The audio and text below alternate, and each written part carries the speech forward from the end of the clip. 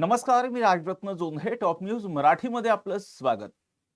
देवेंद्र फडणवीस सरकारमधील मंत्री हे त्यांच्या वक्तव्यामुळे सतत वादाच्या भोवऱ्यात सापडतायत. त्यांच्या कृतीमुळे हे कुठेतरी वादाच्या भोवऱ्यात सापडतात आणि आज शिवसेनेचा अर्थात शिवसेना उद्धव बाळासाहेब ठाकरे पक्षाचं मुखपत्र असणारं दैनिक सामनामध्ये एक महत्त्वाचा दावा करण्यात आलेला आहे. फडणवीस सरकारमधील 8 मंत्र्यांना नारळ दिला जाण्याची शक्यता आहे किंवा या मंत्र्यांचं मंत्रिपद काढून त्यांच्यामध्ये कुठेतरी खांदेपालट केला जाण्याची शक्यता यामध्ये जी आहे ती वर्तवण्यात आलेली आहे. आणि त्याच अनुषंगानं आजचा माझ्या लाईव्हचा विषय आहे, देवेंद्र फडणवीस धक्कातंत्राचा वापर करणार, त्या 8 मंत्र्यांना डिच्चू देणार. आणि या चर्चेमध्ये माझ्यासोबत आहे माझा सहकारी संकेत देशपांडे.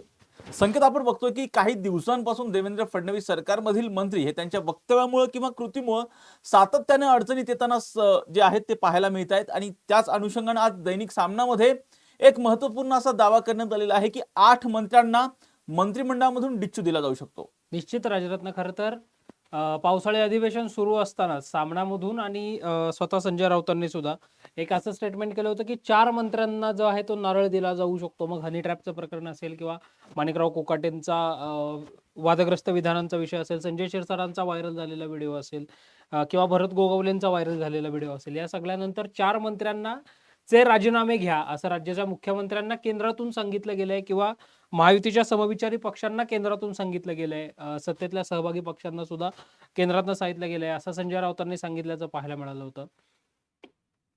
त्यानंतर राज्यामध्ये सुरू असलेला सर्वाधिक चर्चेला गेलेला हनी ट्रॅपचा विषय असेल किंवा माणिकराव कोकाटेंचा भर विधानसभेमध्ये गेम खेळतानाचा व्हिडिओ असेल, यानंतर आज सामनाने फ्रंट पेजवरच बातमी छापलेली आहे राजरत्न. 8 मंत्र्यांची विकेट जाणार असं म्हणत त्यांनी त्या मंत्र्यांची थेट नावं सुद्धा दिल्याचं आपल्याला पाहायला मिळतंय. प्रामुख्याने जर आपण पाहिलं तर शिवसेनेकडनं सामाजिक न्याय मंत्री संजय शिरसाट यांचं मंत्रिपद जाऊ शकतं असा दावा सामनामधून करण्यात आलेला आहे. रोहयो अर्थात रोजगार हमी योजनेचे मंत्री भरत गोगावले यांचं मंत्रिपद जाऊ शकतं असं म्हटलं गेलं किंवा हिंदी सक्तीच्या मुद्द्यावरून बॅकफूटवर गेलेले शिक्षण मंत्री दादा भुसे यांचं मंत्रिपद सुद्धा जाऊ शकतं असा दावा सामनामधनं करण्यात आलाय. अर्थातच सावली बार जो आहे अंधेरीमधला, जो योगेश कदम यांच्या मातोश्री रामदास कदम यांच्या पत्नीच्या नावावर असल्याचं विधान परिषदेमध्ये अनिल परब जे आहेत ते म्हटल्याचं पाहायला मिळालं. संकेत, आपण या मुद्द्यांकडे येणारच आहोत. अर्थात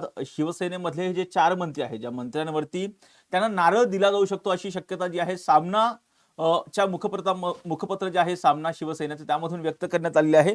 नेमके शिवसेनेचे 4 मंत्री आहेत ते कोणत्या प्रकरणामध्ये त्यांच्यावरती आरोप आहेत आणि कोणत्या प्रकरणामध्ये त्यांची प्रतिमा जनतेमध्ये मलिन झाली असा दावा करण्यात आलेला आहे? निश्चित राज्य शिवसेनेच्या अँगलने जर आपण म्हटलं तर अर्थातच संजय शिरसाट ज्यांचा तो व्हिडिओ व्हायरल झालेला, पैशांची बॅग त्या ठिकाणी आपल्याला पाहायला मिळाली होती आणि त्यामुळं संजय शिरसाट हे बॅकफूटवर गेल्याचं पाहायला मिळालं होतं. किंवा छत्रपती संभाजीनगर मधल्या वीट्स हॉटेलच्या निविदा प्रक्रियेवरूनही संजय शिरसाट जे आहेत ते बॅकफूटवर आल्याचं पाहायला मिळालं होतं. भरत गोगावले तर तटकरे आणि गोगावलेंचा संघर्ष चालूच असतो महायुतीमध्ये असले तरी, मात्र त्यांचा जो काही तो अघोरी विद्येचा व्हिडिओ व्हायरल झाला होता, जो पुण्याचेच माजी नगरसेवक आणि शिवसेना उद्धव बाळासाहेब ठाकरे पक्षाचे राज्याचे संघटक वसंत मोरे यांनी ट्विट केला होता. सुषमा अंधारेंनी त्याच्यावर भाष्य केलं होतं, संजय राऊतांनी त्याच्यावर भाष्य केलं होतं. त्यानंतर भरत गोगावले हे बॅकफूटवर आल्याचं पाहायला मिळतंय.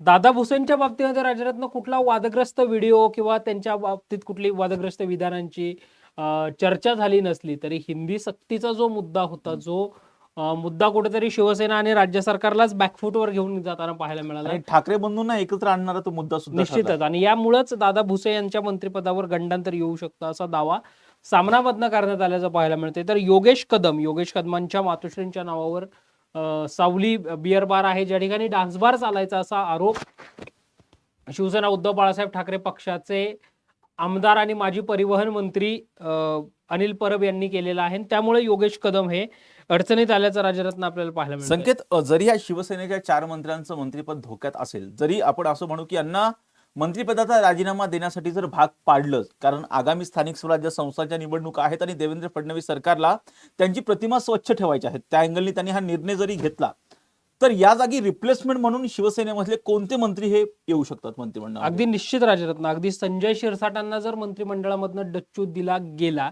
तर संजय शिरसाटांचेच पक्षांतर्गत प्रतिस्पर्धी म्हणून ज्यांची ओळख आहे त्या अब्दुल सत्तारांचं मंत्रिमंडळामध्ये पुन्हा कमबॅक होण्याची शक्यता आहे, किंवा शांत संयमी प्रतिमेचा चेहरा म्हणून छत्रपती संभाजीनगरमध्ये ज्यांची ओळख आहे आणि खरं तर सिनियर असूनही प्रत्येक वेळी ज्यांना मंत्रिपदासाठी डावललं गेलेलं आहे त्या प्रदीप जयस्वालांना सुद्धा मंत्रिमंडळामध्ये राजरत्न संजय शिरसाटांच्या जागी संधी जी आहे ती मिळताना पाहायला मिळू शकते. कोकणातून जर आपण भरत गोगावलेंचा विचार केला, जर भरत गोगावलेंना डच्चू दिला गेला, अर्थात भरत गोगावलेंना डच्चू दिला जाण्याची शक्यता फार कमी आहे, मात्र जर भरत गोगावलेंना डच्चू दिला गेला तर कोकणातूनच महेंद्र थोरवे किंवा महेंद्र दळवी या शिवसेनेच्या 2 आमदारांपैकी एका चेहऱ्याला जी आहे ती संधी दिली जाऊ किंवा शकते. संख्या दीपक केसरकरांची काही शक्यता वाटते का? दीपक केसरकरांच्या बाबतीमध्ये राजरत्न सुरुवातीला असं बोललं जात होतं की भारतीय जनता पक्षाकडूनच दीपक केसरकर यांच्या नावाला जो आहे तो विरोध केला जातो आणि शिक्षण मंत्री म्हणून फारसे ते आपल्या मंत्रिपदाच्या काळामध्ये छाप उमटवू शकले नाहीत असं देखील दीपक केसरकरांबद्दल बोललं जातं. त्यामुळं तुर्तास तरी दीपक केसरकर यांची शक्यता कमी आहे. मात्र राजरत्न राणे परिवारातून निलेश राणे यांच्या नावाचा सुद्धा विचार केला जाऊ शकतो अगदी अखेरच्या क्षणी. दादा भुसेंच्या अनुषंगाने जर आपण चर्चा केली तर दादा भुसेंचं मंत्रिपद गेल्यानंतर दादा भुसे हे मुळातच आक्रमक असणारे शिवसैनिक आहेत आणि शिवसेनेचे अगदी पहिल्या फळीतले म्हणून दादा भुसेंकडे पाहिलं जातं. या अगोदर कृषी खातं असेल किंवा बंदरे विकास खाते असेल या खात्यांमध्ये सुद्धा दादा भुसे यांनी काम केलेलं आहे. आता शिक्षण खात्यासारखं महत्वपूर्ण खातं दादा भुसे हे सांभाळताना पाहायला मिळत आहे. जर दादा भुसे यांचं मंत्रिपद गेलं तर राजरत्न आशिष जयस्वाल जे आहेत त्यांना कदाचित बढती मिळू शकते, जे आता राज्यमंत्री आहेत आणि गडचिरोली जिल्ह्याचे सहपालकमंत्री आहेत.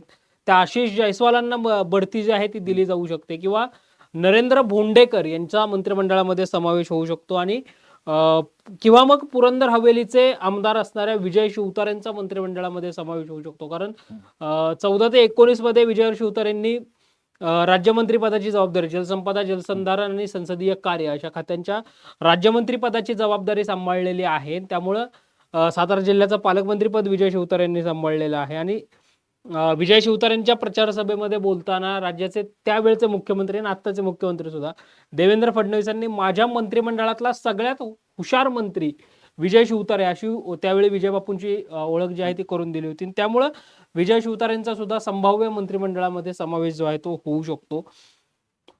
योगेश कदमांना रिप्लेसमेंट म्हणून जर आपण विचार केला, जर योगेश कदमांचं मंत्रिपद गेलं, अर्थात पुन्हा योगेश कदम यांना मंत्रिमंडळामधून बाहेरचा रस्ता मिळण्याची किंवा योगेश कदमांना डच्चू मिळण्याची शक्यता फार कमी आहे. कारण कदम परिवार हा सुरुवातीपासून शिवसेनेमध्ये राहिल्याचं पाहायला मिळतं. मग रामदास कदमांनी सुद्धा मंत्री, विरोधी पक्ष नेते, पुन्हा पर्यावरण मंत्री असा त्यांचा कार्यकाळ आहे. शिवसेनेमधले सुरुवातीपासून एकनिष्ठ परिवार म्हणून त्यांना ओळखलं जातं. बंडानंतर ते एकनाथ शिंदेसोबत आले. मात्र जर योगेश कदम यांना डच्चू दिलाच गेला असं आपण जर आणि संकेत हेच योगेश कदम ज्यावेळेस स्वारगेट बस स्थानकामध्ये तरुणीवरती अत्याचार झालेला होता त्यावेळी सुद्धा एका वक्तव्यामुळे ते चर्चेत आले होते, तेव्हा सुद्धा ते वादाच्या भोवऱ्यात सापडले होते.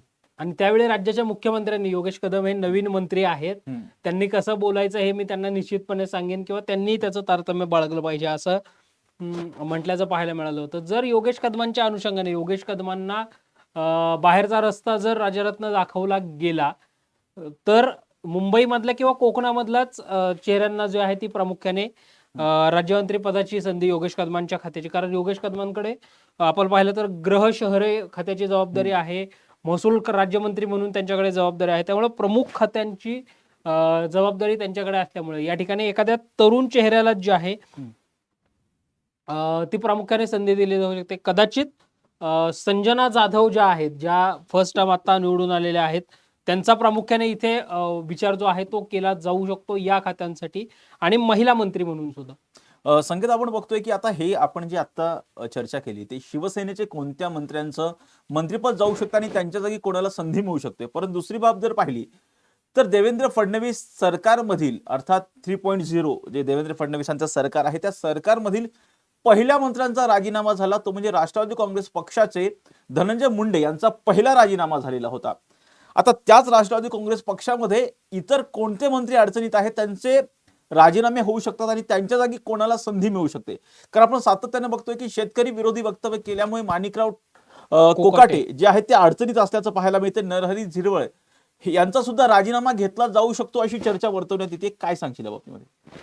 अगदी निश्चित राजरत्न. या अगोदर जर पाहिलं मंत्रिमंडळातली पहिली विकेट कोणाची गेली असेल तर ती धनंजय मुंडेंची गेली होती संतोष देशमुख हत्या प्रकरणानंतरच. मुळात संतोष देशमुख प्रकरण घडलं 9 डिसेंबरला आणि राज्य मंत्रिमंडळाचा विस्तार झाला 15 डिसेंबरला. हे असं होत असताना धनंजय मुंडे यांना मंत्रिमंडळामध्येच घेतलं जाऊ नये असं एक सूर जो आहे तो उमटताना पाहायला मिळाला होता. मात्र 15 डिसेंबरला नागपूरच्या राजभवनात शपथविधी झाला. धनंजय मुंडे मंत्री झाले. अन्न, नागरी पुरवठा आणि ग्राहक संरक्षण खात्याच्या सारख्या महत्वाच्या खात्याची जबाबदारी धनंजय मुंडेंकडे आली. पुढे जर आपण पाहिलं तर धनंजय मुंडे मंत्री राहिले देखील 3 मार्च 2025 पर्यंत.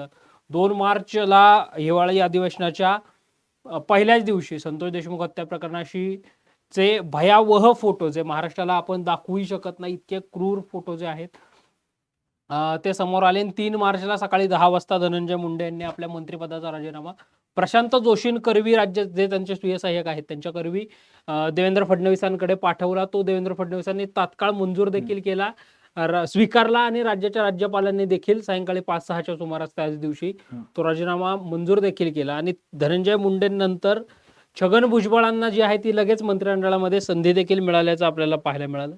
आता माणिकराव कोकाटेंच्या अनुषंगाने माणिकराव कोकाटेंचा राजीनामा घेतला जाईल अशी चर्चा ज्यावेळी सुरू होते तर आपल्या माणिकराव कोकाटेंना मंत्रिमंडळामध्येच ठेवून यांच्या खात्यामध्ये बदल केला जाईल अशा चर्चा ज्या आहेत त्या सुरू असल्याचं पाहायला मिळतंय. मग मकरंदाबा जाधव पाटील यांच्या कडे कृषी खातं आणि माणिकराव कोकाटेंकडे मदत आणि पुनर्वसन खातं जे आहे ते दिलं जाऊ शकतं असं बोललं जातंय.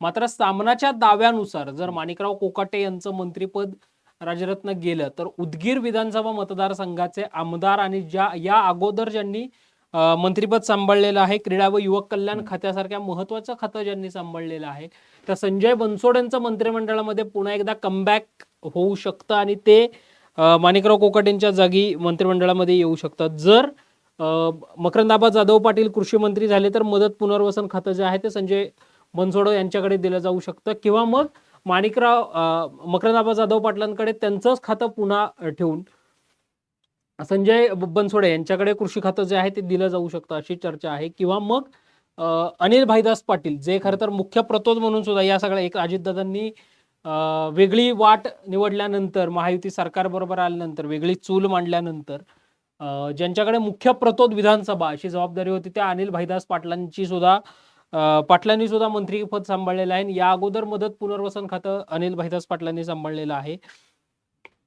तर त्यांचं सुद्धा मंत्रिमंडळामध्ये कमबॅक होताना पाहायला मिळू शकतं. या 2 पैकी एका चेहऱ्याला अजित पवार संधी देतील असं बोललं जातंय. बीडमधून जर विचार झाला तर प्रकाश सोळंखे किंवा विजयसिंह पंडित यांच्या नावाचा सुद्धा अजित पवारांकडनं विचार जो आहे तो केला जाऊ शकतो. अर्थात सामनामधून राजरत्न एक नाव राष्ट्रवादीच्या कोटातनं असं सांगण्यात आलंय नरहरी झिरवाळांचं, ज्यांच्याकडे अन्न आणि औषध प्रशासन विभागाची जबाबदारी आहे. आजपर्यंत आजच्या तारखेपर्यंत लाडकी बहीण योजनेसंदर्भात केलेलं विधान असेल त्या विधानाव्यतिरिक्त नरहरी झिरवाळांनी फारसं कोणतं विधान केलेलं नव्हतं. ते चर्चेमध्ये आलं नव्हतं किंवा नरहरी झिरवाळ हे वादाच्या भोवऱ्यामध्ये सुद्धा अडकलेले नव्हते. एक ग्रामीण भागातला रांगडा चेहरा म्हणून नरहरी झिरवाळांकडे पाहिलं जातं आणि विधानसभा उपाध्यक्षपदही नरहरी झिरवाळांनी सांभाळलेलं आहे. त्यामुळं नरहरी झिरवाळांचा राजीनामा घ्यावा असं काही नरहरी झिरवाळांच्या बाबतीमध्ये घडलेलं नाही. त्यामुळं त्यांचा राजीनाम्याच्या अनुषंगाने सामनामधून असा दावा का करण्यात आलाय हा मुळामध्ये प्रश्न जो आहे तो असल्याचं पाहायला मिळतं. मात्र जर तसा विचार झालाच, नरहरी झिरवाळांचा राजीनामा घेतला गेलाच, तर हिरामन खोसेकरांना मंत्रिमंडळामध्ये राजरत्न संधी मिळू शकते. जे काँग्रेसकडनं निवडून आले होते आता राष्ट्रवादीमध्ये गेलेले आहेत आणि झिरवाळांचेच फार कट्टर मित्र म्हणून हिरामन खोसेकरांकडे पाहिलं जातं. तर अजित पवार हे त्यांना संधी देताना प्रामुख्याने आपल्याला या पदासाठी या जागेसाठी आपल्याला पाहायला मिळतात. किंवा मग दिलीपराव वळसे पाटलांचं मंत्रिमंडळामध्ये जे आहे ते कमबॅक होऊ शकतं जर खरंच नरहरी झिरवाळांचा राजीनामा झाला तर. मात्र मला वाटत नाही नरहरी झिरवाळांचा राजीनामा घेतला जाईल, कारण वादग्रस्त अशी कोणती नरहरी झिरवाळांची प्रतिमाच मुळामध्ये दिसली नाहीये. राजा संकेत, आता हे झालं अर्थात दादांच्या राष्ट्रवादी काँग्रेस पक्षाच्या बाबतीमध्ये. आता जर पाहिलं तर भारतीय जनता पक्षाच्या बाबतीमध्ये सुद्धा अनेक नावं जी आहेत ती नावं वादग्रस्त ठरताना पाहायला मिळालेली आहेत. त्यामध्ये प्रामुख्यानं पाहिलं तर नितेश राणेंची सातत्यानं असणारी वक्तव्य असतील, किंवा हिंदुत्ववादी भूमिका. हिंदुत्ववादी जी भूमिका आहे मंत्रिपदावरती असल्याच्या नंतर, त्यामुळे ते कुठच्या तरी अडचणीत आल्याचं पाहायला मिळत आहेत. गिरीश महाजन असतील, ते सुद्धा आता अडचणीत आल्याचं पाहायला मिळत आहेत. आणि त्याचबरोबर जयकुमार गोरे जे की ग्रामविकास मंत्री आहेत, त्यांचं सुद्धा मंत्रिपद कुठंतरी अडचणीत आहे असं सुद्धा एकंदरीत पाहायला मिळतंय. या बाबतीमध्ये भारतीय जनता पक्षामध्ये कोणत्या नेत्यांचं अर्थात कोणत्या मंत्र्यांचं मंत्रिपद जाऊ शकतं आणि त्यांच्या जागी भारतीय जनता पक्षाकडून रिप्लेसमेंट म्हणून कोणाला आणलं जाऊ शकतं? राजरत्न, सामनामधून हा दावा करण्यात आलेला आहे, त्यामुळे सामनाने यादी दिली आणि राणेंचं नाव नसतं तर कदाचित आश्चर्य म्हणावं लागलं असतं.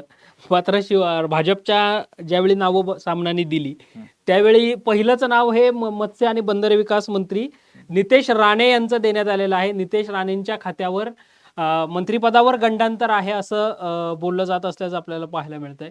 नितेश राणे यांचा संजय राऊत आणि उद्धव ठाकरेंवर प्रत्येक वेळी केलेली टीका किंवा शिवसेनेत उद्धव बाळासाहेब ठाकरे पक्षाकडनंही राणेंवर करण्यात आलेली टीका, यानंतर राणेंचं नाव अर्थात सामनामधनं 8 जे मंत्री आहेत ज्यांच्या मंत्रिपदाची विकेट जाऊ शकते, 8 मंत्र्यांची विकेट जाऊ शकते असं बोललं गेलंय.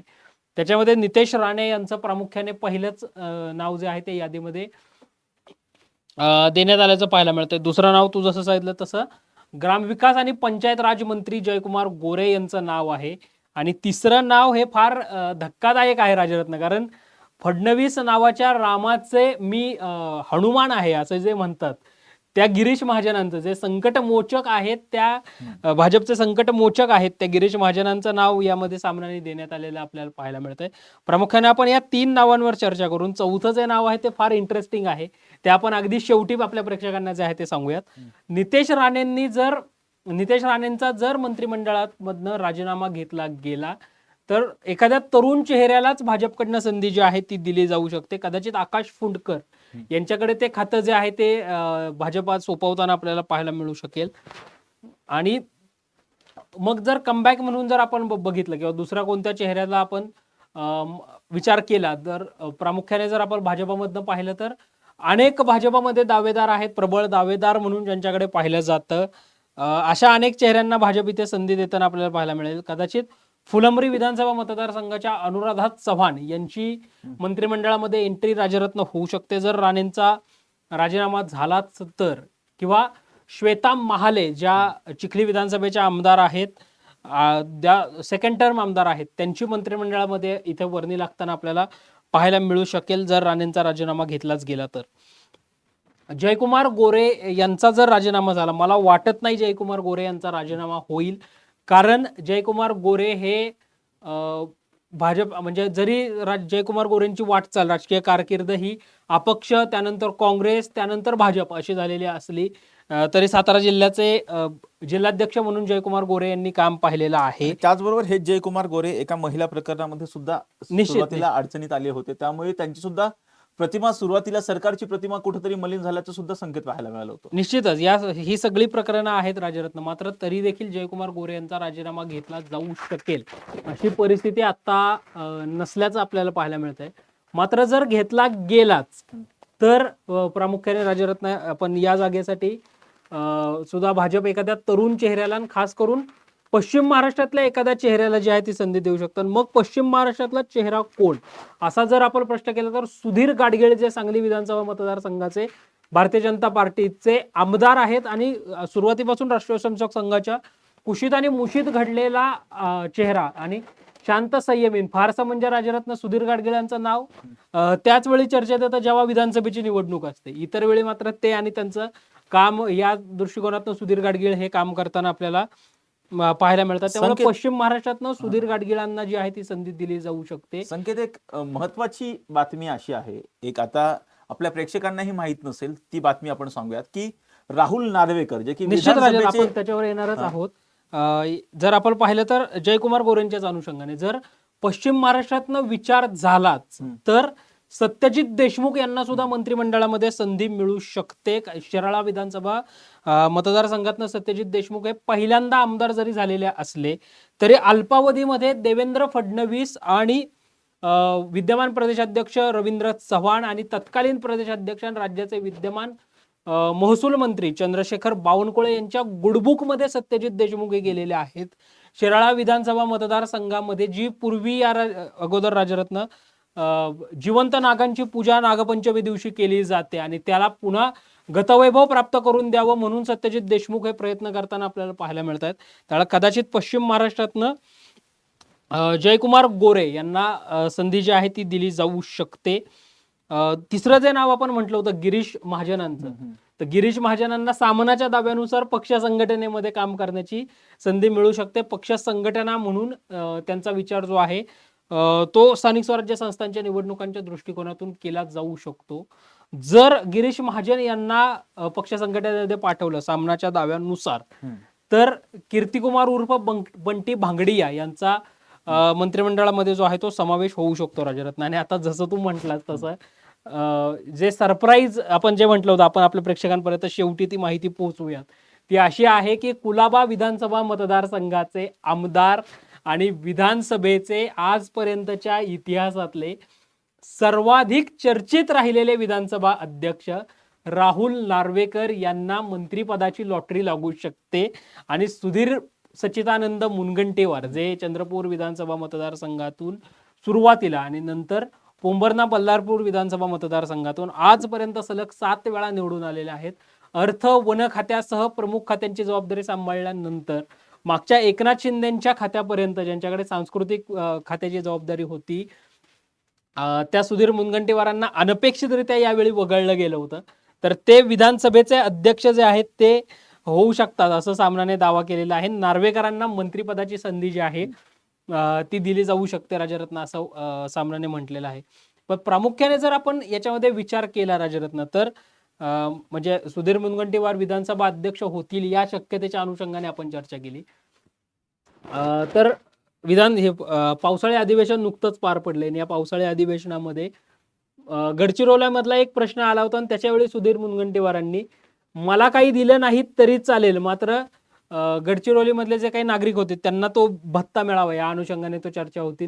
त्याच्यामध्ये मला काही दिलं नाही असं म्हणत त्यांनी मंत्रिपद न मिळाल्याची खंत ज्यावेळी बोलून दाखवली, त्यावेळी राज्याचे मुख्यमंत्री देवेंद्र फडणवीसांनी अगदी बुद्धिचातुर्याने उदाहरण दिलं. ते म्हटले की योग्य वेळी सुधीर भाऊंना योग्य संधी मिळेल, त्यामुळे कदाचित त्यांच्या नावाची चर्चा जी आहे ती विधानसभा अध्यक्ष पदासाठी होताना पाहायला मिळतील.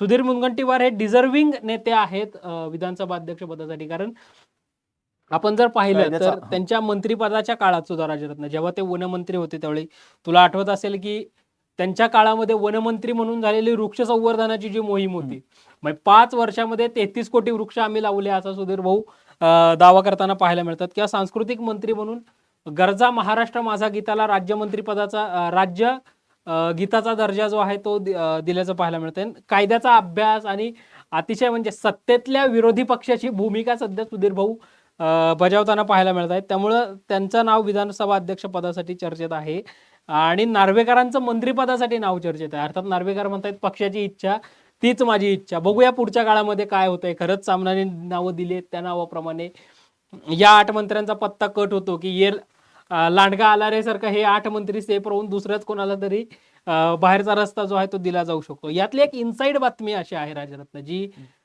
खरं तर चर्चेमध्ये येते.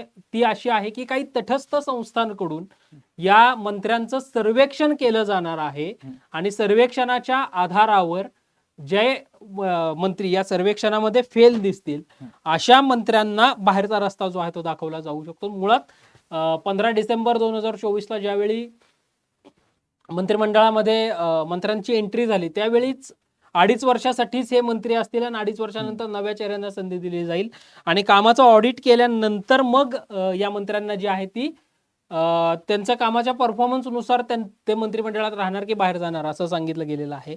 त्यामुळे आता नेमक्या या तटस्थ संस्थांमार्फत सर्वेक्षण केल्यानंतर काय त्याचा फीडबॅक मिळतो हे सुद्धा पाहणं महत्वाचं आहे. आणि अर्थात राष्ट्रीय स्वयंसेवक संघाकडून सुद्धा अनेकदा मंत्र्यांच्या कामगिरीचं सर्वेक्षण जे आहे ते तटस्थ पद्धतीने अगदी केलं जातच. त्यामुळं निश्चितच ह्या सगळ्याचा परिपाक म्हणून काय होतो हे पाहणं पुढच्या काळात फार महत्वाचं असणार आहे. जसं आता तू सांगितलं संकेत की राष्ट्रीय स्वयंसेवक संघाकडून मंत्र्यांच्या कामगिरीचं सर्वेक्षण हे केलं जातं.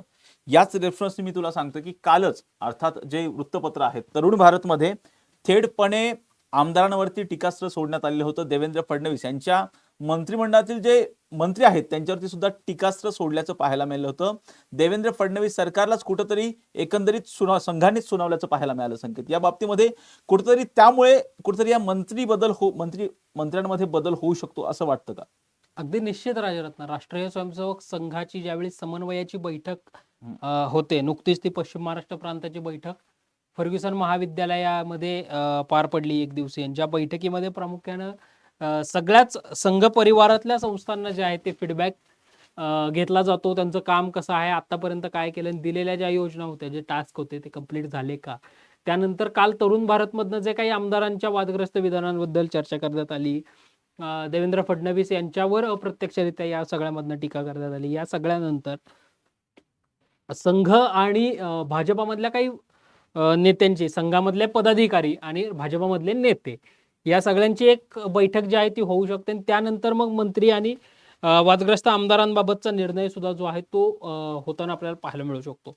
संकेत, काही दिवसांपूर्वी ज्यावेळेस आपण पाहिलं की अर्थात विधान भवन परिसरामध्ये शेवटच्या दिवशी गोपीचंद पडळकर यांचे समर्थक ऋषिकेश टकले आणि त्याचबरोबर जितेंद्र आव्हाड यांचे समर्थक असणारे नितीन देशमुख यांच्यामध्ये हाणामारी झाल्याचं पाहायला मिळालं. आणि त्यावेळी त्या दोनही आमदारांनी विधिमंडळामध्ये दिलगिरी व्यक्त केली. आणि त्यावेळेस बोलताना देवेंद्र फडणवीस उद्विग्न होऊन म्हणालेले होते की आमदार हे माजलेत असं बाहेरची लोक म्हणतात. त्यामुळे कुठेतरी देवेंद्र फडणवीसांची भूमिका स्पष्ट होती की कुठेतरी देवेंद्र फडणवीस हे एकंदरीत आमदारांच्या कामगिरी बाबतीत असतील, मंत्र्यांच्या कामगिरी बाबतीत असतील, हे समाधानी नाही आहेत. आणि आज देवेंद्र फडणवीस दिल्ली दौऱ्यावरती आहे.